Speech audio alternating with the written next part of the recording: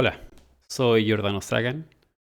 Alguna vez fui creyente y este es un video un poco especial porque quiero contar un poco de la historia de cómo llegué a volverme ateo después de ser por muchos años un creyente bastante devoto de la religión que yo seguía. Bueno, que yo pensaba que no era una religión en ese tiempo y es lo que me enseñaron que dijera, que pensara. Me han comentado por qué la capucha, por qué tanto la capucha, si tengo frío o no. No, no tengo frío. No hace frío donde estoy. Sí pasa de que tengo un... Se me corta la cabeza un poco, entonces la capucha me ayuda y además coincide con el personaje con el que inicié este canal. Tengo este personaje que, bueno, van a ver en otros videos que uso porque ahí leo de un script, de un guión y estoy pausando, grabando de a poco, entonces no se ve muy bien así, no soy tan bueno todavía en esto. Y, y bueno, vamos aprendiendo con la marcha, con la práctica.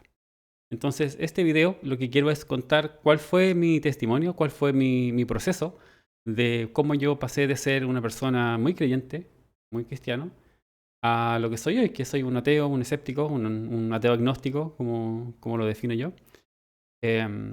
Bueno, quiero contar de que desde muy pequeño, obviamente como prácticamente toda la gente en Latinoamérica, yo soy de Chile, y mi familia tenía creencias religiosas. Mi mamá nunca fue muy religiosa, ella era de la religión católica y mucha gente católica de mi alrededor no eran practicantes devotos, sino que eran católicos. Bueno, ella después ya como que no se definía muy, yo creo, como católica. Mi padre sí, era evangélico siempre, fue muy evangélico, protestante pentecostal. Y desde yo muy pequeño, yo creo que desde los unos 8 años por ahí, él me llevaba a la iglesia evangélica pentecostal, que quedaba cerca de nuestra casa. Y en ese tiempo yo, con esa corta edad que tenía, le puse mucha atención a las predicaciones de la iglesia.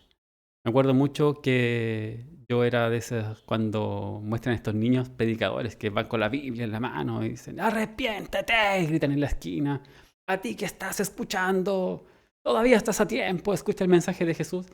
Yo era ese niño.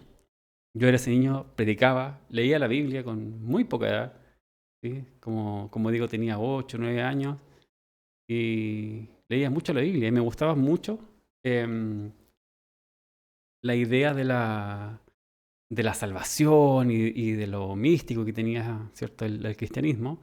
Y también yo estaba muy convencido de que era importante, de que era importante salvar mi alma, de no irme al infierno.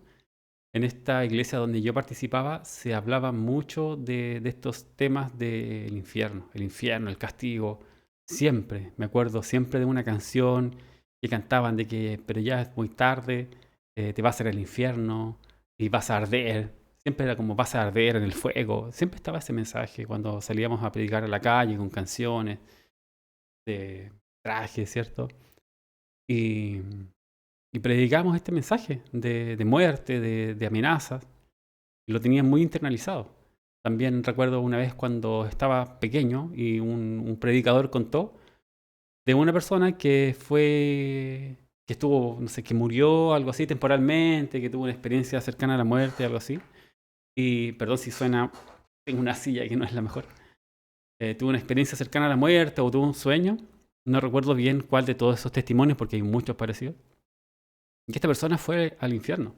Estuvo en el infierno y en el infierno había niños. Había niños y me miró a mí. Esa vez yo estaba poniendo toda atención así, poniendo atención al infierno, estaba contando cómo era, así, cómo la gente sufría. Y dijo, y hay niños, había niños quemándose en el infierno.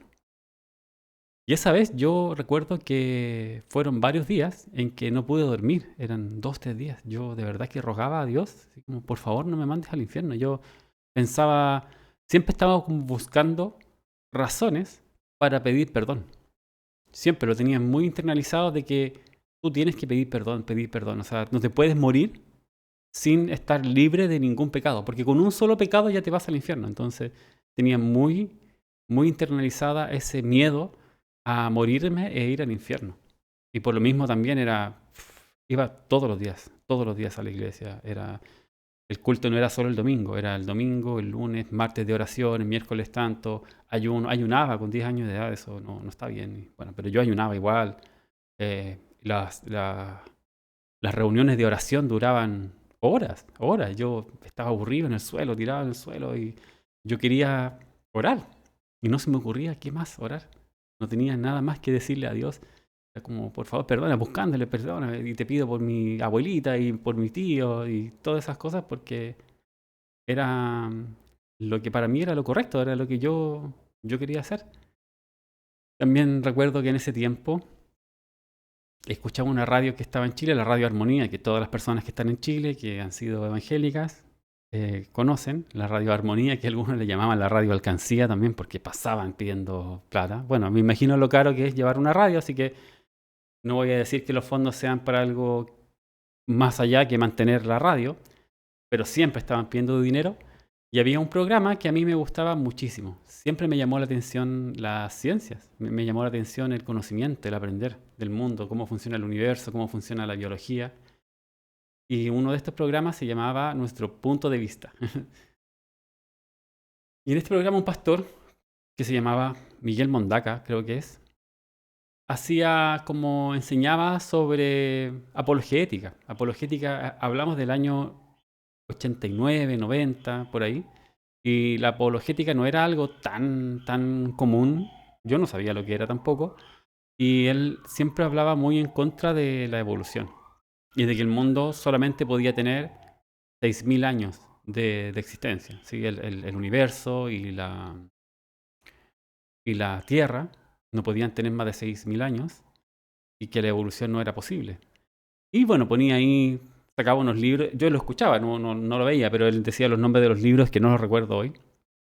Y contaba lo que decían los libros, de que, mira, nunca se ha visto un fósil de tal cosa, nunca se ha visto un animal mutarse a otro animal y así.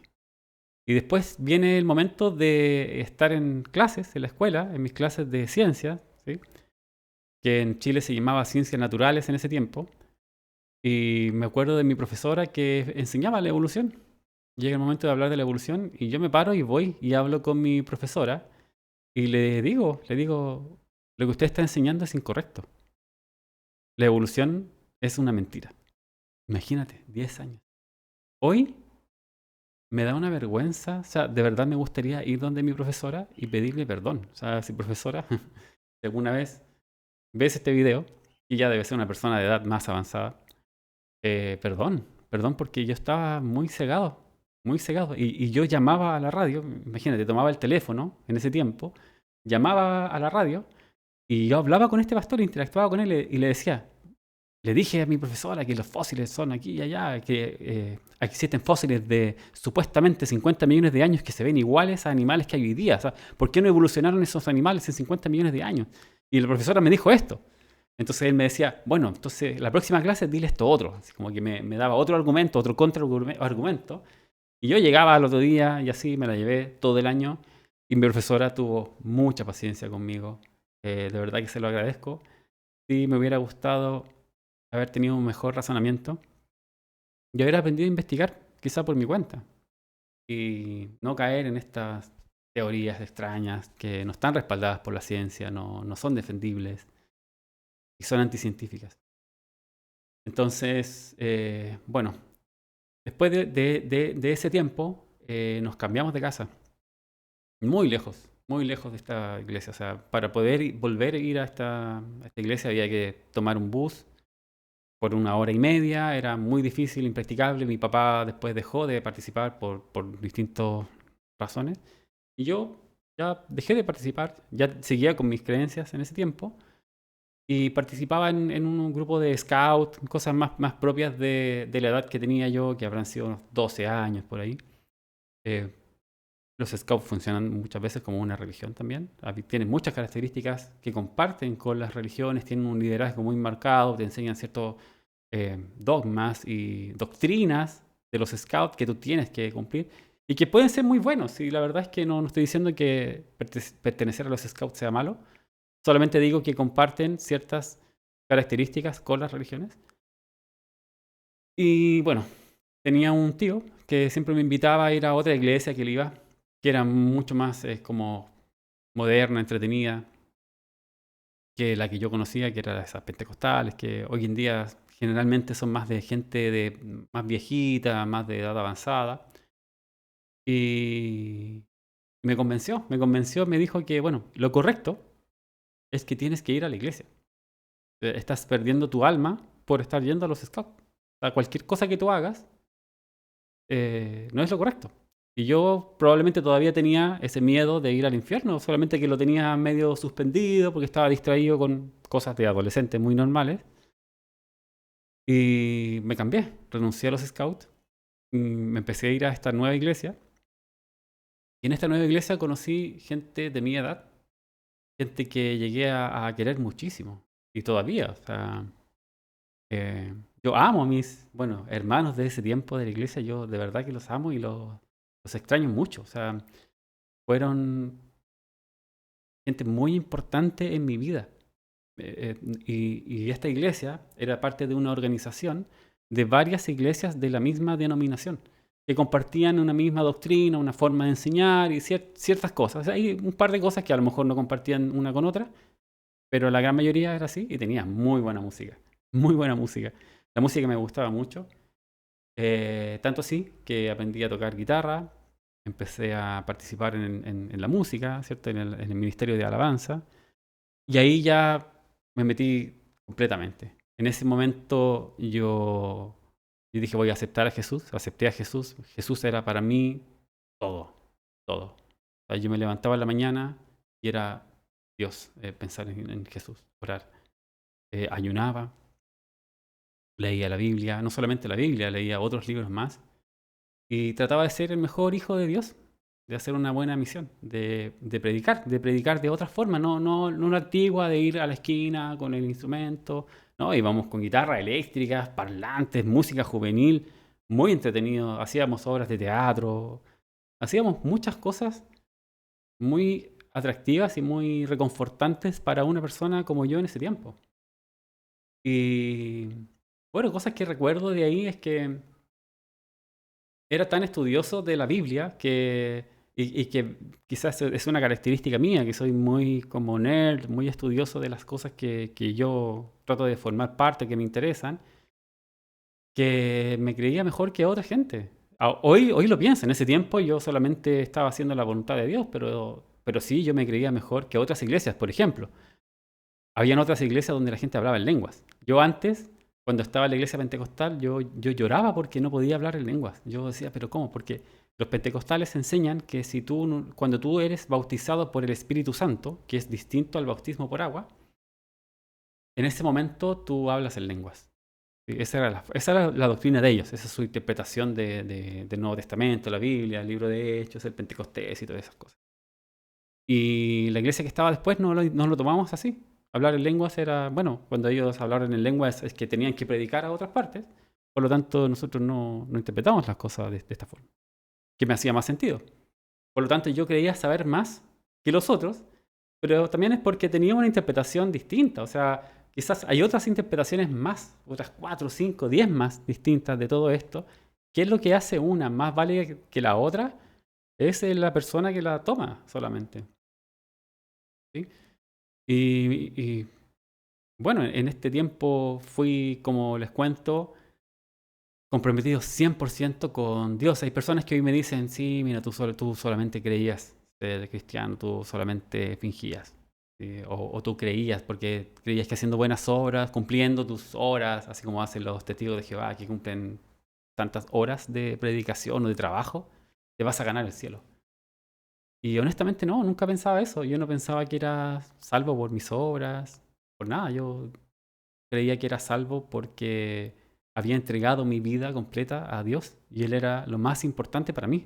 Jesús era, como les digo, todo, todo, todo. Y participar en la iglesia era la forma de traer más gente a Jesús, a la salvación.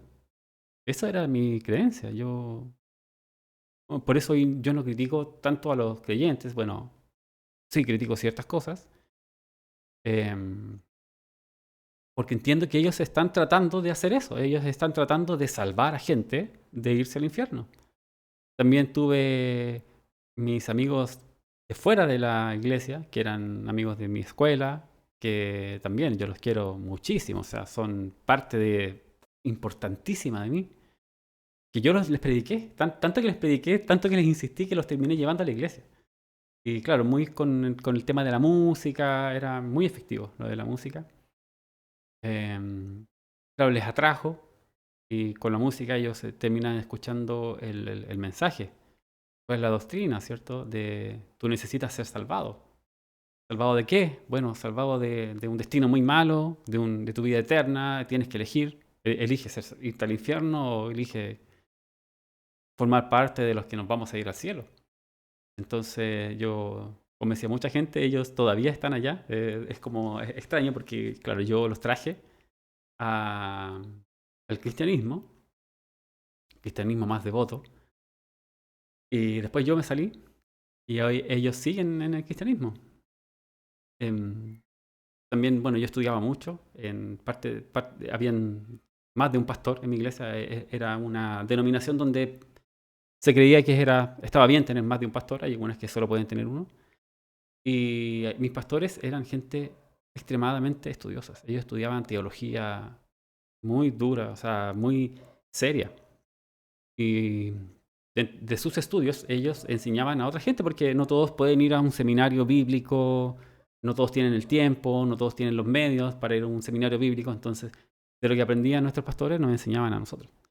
Y en ese tiempo me recomendaban libros, yo leía libros de teología. Nunca me metía así como que en evolución de nuevo, como que esas cosas como que no las hablábamos nomás, no era un tema como que se tocara. Pero sí, mucho de teología, y leí la Biblia quizás un par de veces completa. Y libros de la Biblia, por ejemplo, los evangelios, no sé, Mateo, Marcos, Lucas, Juan, los habré leído 4 veces cada uno, las epístolas muchas veces, Génesis muchas veces, así como había libros que leía más que otros, eh, y mucho conocimiento. Bueno, en ese tiempo conocí a mi hermosa esposa, que todavía estamos juntos, y éramos muy jóvenes, nosotros éramos novios. Y también ella venía de otra iglesia de esta misma denominación. Parte de las cosas que se buscan en esta iglesia es que también se hagan encuentros de jóvenes donde se conocen las parejas, ¿cierto? Y tratan de mantener, de que se hagan estos noviazgos de alguna forma, eh, dentro de los parámetros cristianos, que es la pureza. La virginidad es extremadamente importante para el cristianismo. Hoy yo pienso que la virginidad en la Biblia es una forma de controlar a la mujer, no es más que eso. La virginidad en la Biblia solamente existe para controlar a la mujer. Pero bueno, ahí se enseña que la virginidad es lo que Dios quiere para todos, y tú tienes que cuidarte hasta el matrimonio. Y sí, son valores que quizás no tienen una mala intención detrás, ¿sí? Ellos no están tratando de controlarte, pero el efecto es ese. El efecto es que están controlando a las otras personas innecesariamente.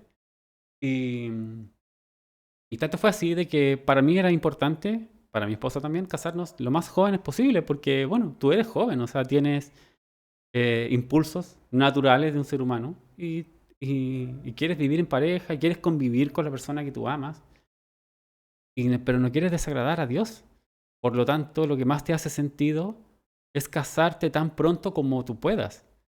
Parte de lo que nos enseñaban siempre es que si tú tienes un novio o una novia, tiene que ser para casarte.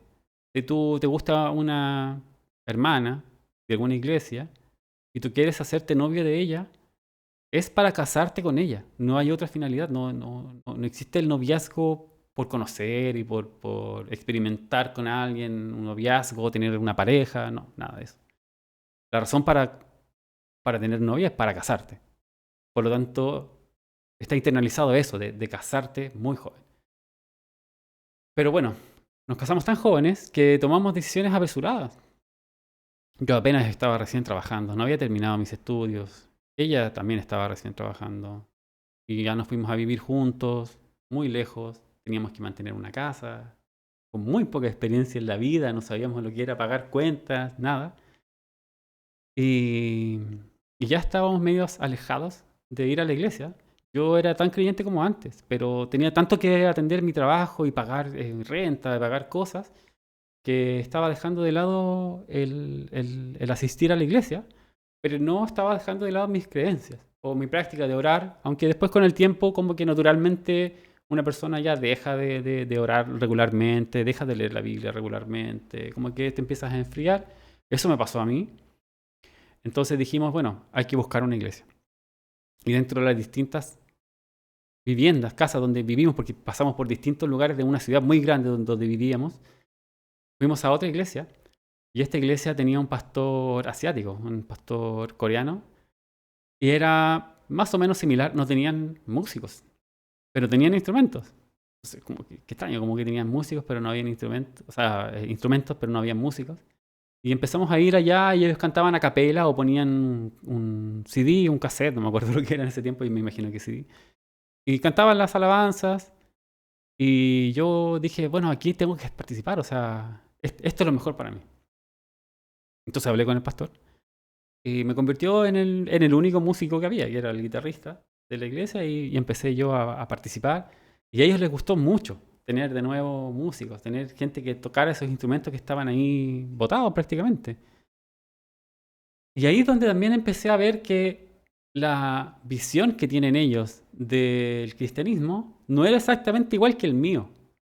Y como que no me parecía tan raro porque yo entendía que cada iglesia tenía sus doctrinas. En su momento era como, ah, sí, porque es otra gente, ¿no? Ellos ven algunas cosas distintas.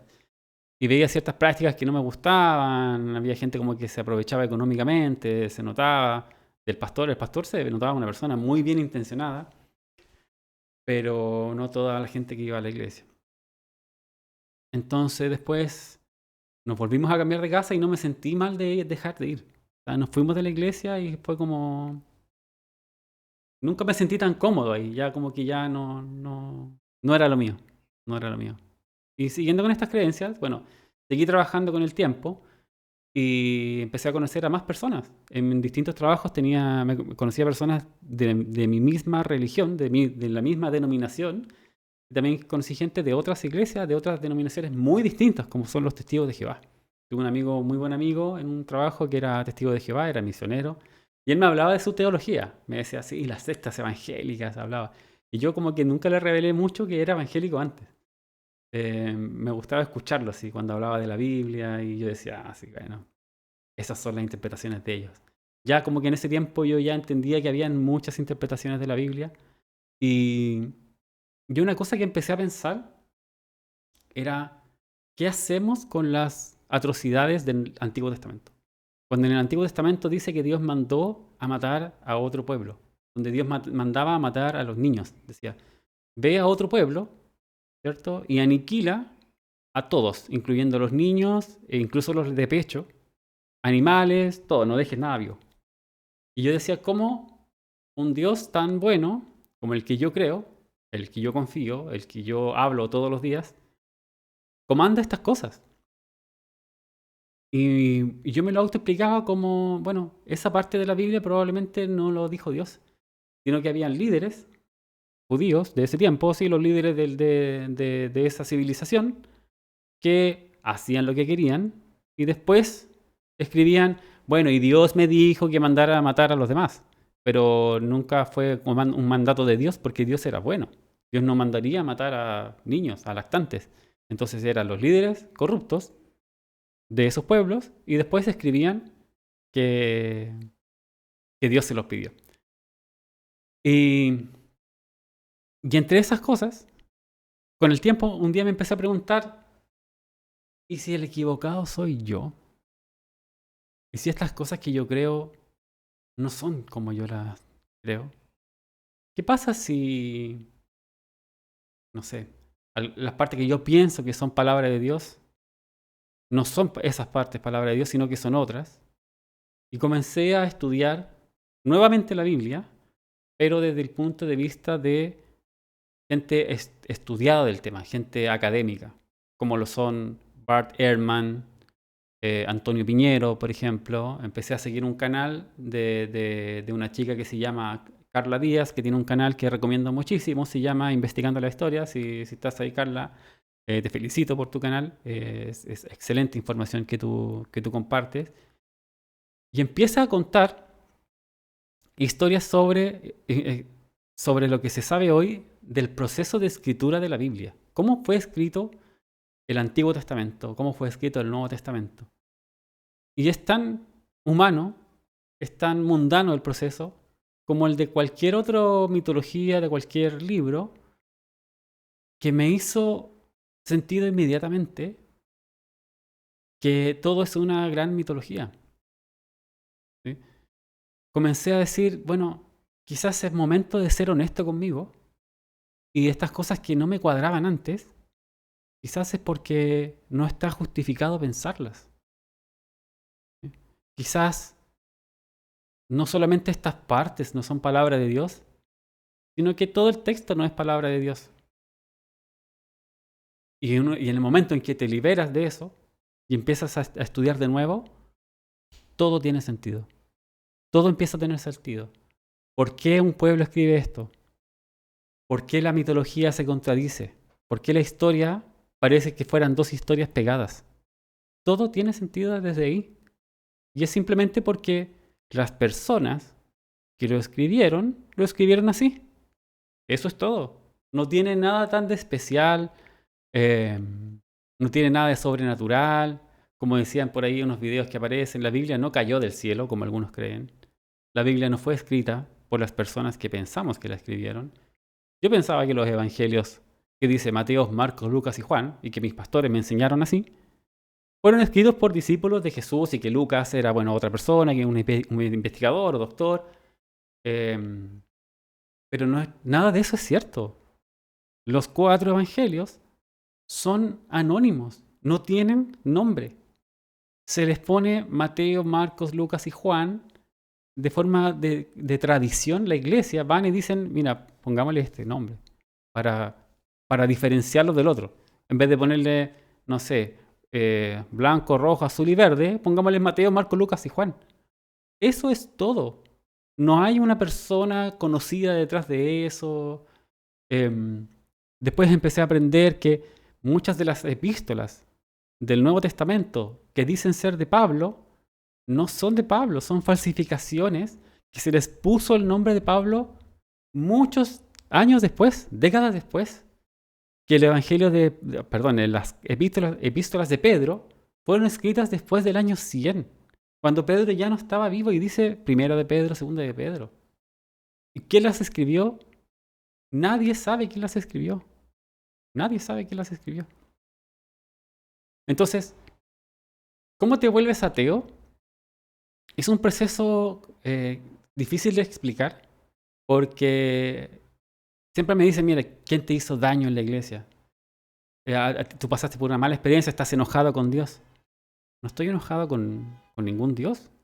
No estoy enojado con nadie de la iglesia. Yo, como dije antes, yo amo a la gente de la iglesia, los quiero mucho, los respeto mucho y entiendo perfectamente por qué creen las cosas que creen. Lo entiendo perfectamente. Simplemente no tiene sentido para mí. No tiene sentido lo sobrenatural. Cuando trato de buscar explicaciones, siempre estoy abierto a escuchar a que venga alguien y me diga, mira, ¿sabes qué? Tú estás equivocado. Perfecto. Explícame cómo estoy equivocado. Lo quiero escuchar. Muéstrame que estoy equivocado y yo cambio de opinión tal como lo cambié antes. ¿Sí? Esa posibilidad de darte a ti, de decir, quizás estoy equivocado, quizás lo que yo pensaba no es como yo lo pensaba, es tan liberador como cuando tú también admites no saber algo. Una cosa que yo no me permitía cuando era creyente, cuando era cristiano, era no saber. Yo no podía no saber una respuesta. Si viene alguien y te dice, ¿por qué esto? Siempre tienes que tener respuesta. No puedes quedarte callado. Tú estás representando a Dios. Y Dios todo lo sabe y tú hablas por Él, tú todo lo sabes. No importa. Y es mentira, tú no lo sabes todo. Tú no lo sabes todo. Los cristianos dicen, ¿quién se va a ir al cielo? 1000 denominaciones distintas. Todos tienen una visión, cada una de quién se va a ir al cielo.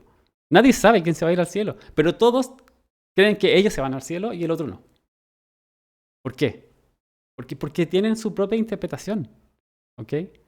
Entonces, voy a dejar aquí el video. Ya ha sido bastante largo, es media hora hablando y no los quiero aburrir más. Es un tema que a mí me gusta hablar mucho porque fue muy importante para mí. Por eso tengo el canal. A veces me van a preguntar mucho. Yo sé que todos los canales hacen lo mismo. ¿Por qué hablas tanto? ¿Por qué hablas tanto? Bueno, porque para mí fue importante. Fue importante y estoy aquí para contarles a ustedes por qué para mí ya no es lo que yo pensaba. lo voy a compartir con ustedes, lo voy a decir, no me pueden callar tampoco. Yo sé que hay gente que va a estar encantada de que yo me calle y que no comparta estos videos, pero desde ahora se van a venir muchos videos donde voy a explicar cuáles son mis razones, mis mayores cuestionamientos contra el cristianismo, contra la idea del Dios cristiano o distintas teologías que se creen actualmente, cómo creo que están muchos de ellos equivocados, como ya he mostrado algunos clips pequeños. Eso se va a venir más adelante, pero sobre todo quiero decirles que yo, ¿por qué soy ateo hoy especialmente? Es porque estoy interesado en lo que resulte ser verdad. Quiero creer tantas cosas que sean verdad posible. Quiero que de las cosas que yo creo, la mayor cantidad posible resulten ser verdad, aunque a mí no me gusten. Y quiero que en la menor medida posible creer cosas que no son verdad. Entonces, si yo descubro que creo algo que no es verdad, quiero dejar de creerlo. Y voy a investigar más y voy a tratar de autoconvencerme hasta que me demuestre que estoy equivocado. Eso es lo que yo quiero hacer. Y eso es lo que quiero compartir con ustedes en este proceso. Les doy muchas gracias por escucharme, por seguirme. Espero que comenten, ¿sí? Si tienen una visión cristiana, vamos, comenten, conversemos. Para eso estamos, para eso están estos canales. Que viva la libertad de expresión, siempre con respeto. Yo no soy de insultar a gente. A mí, lamentablemente, hay gente que le encanta, me ve a mí y dice, su primer instinto es hacer alguna alusión a cualquier aspecto físico mío o decirme que soy tonto, cosas así. Bueno, ahí cada uno decide cómo quiere comunicarse. Yo quiero comunicarme de forma constructiva y que aprendamos el uno de otro, aunque estemos en desacuerdo. Si estamos en desacuerdo, pero te puede compartir mi visión y tú la tuya hacia mí, yo creo que logramos algo muy importante y es lo que tenemos que buscar. Así que eso es todo por hoy. Muchas gracias por escucharme. Soy Giordano Sagan y hasta la próxima, que los espero.